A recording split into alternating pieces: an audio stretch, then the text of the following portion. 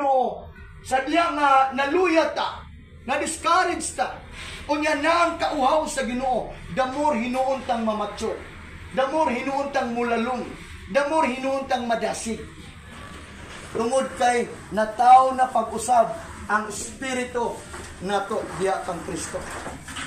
Amen. Amen. Palakpakan nato si Lord. Namato pa sa Job 14 verse 5 nga determina sa Ginoo ang adlaw, bulan ug tuig nato. So wala nay maka pugong niini, wala nay maka say no.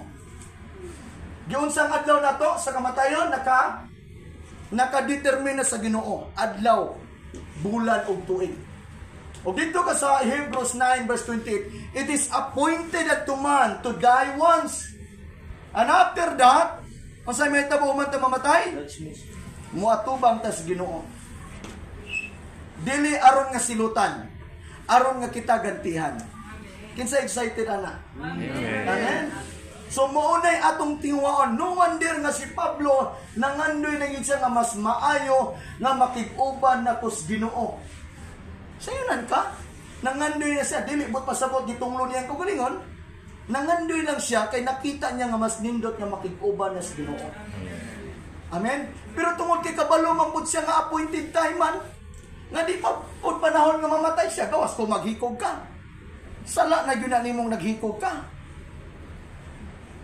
Nangandoy siya nga mas maayong makig-uban na kus Ginoo sa verse 22. But later on nakarealize siya nga nakita na ko nga mas maayong magpabilin pa ko uban kaninyo kay makahatag kinigdugang kabuluhanan kaninyo. Meaning yung punto na samtang buhi pa siya, magamit pa siya sa daghang mga kinabuhi. Amen. Ang pangutana karon, nangandoy ba ka na? Gibuhi pa ka sa Ginoo, nagtingwa ba ka nga Lord? Buhi pa man ko, gamit ako. Alang sa uban. Nga kanang assurance ng imong nabatunan, kanang kaluwasan ng imong nabatunan, pagtuo nga imong nabatunan, na dapat mabatunan na sa uban.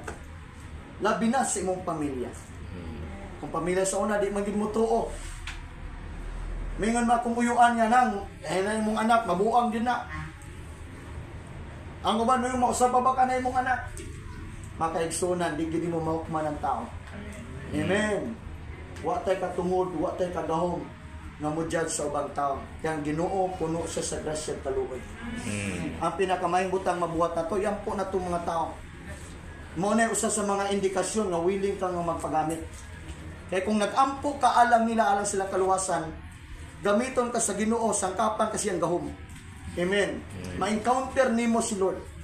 Butangan kag pulong sa Ginoo like Jeremiah. God put His word upon the mouth of Jeremiah. And He sent Jeremiah to preach the word.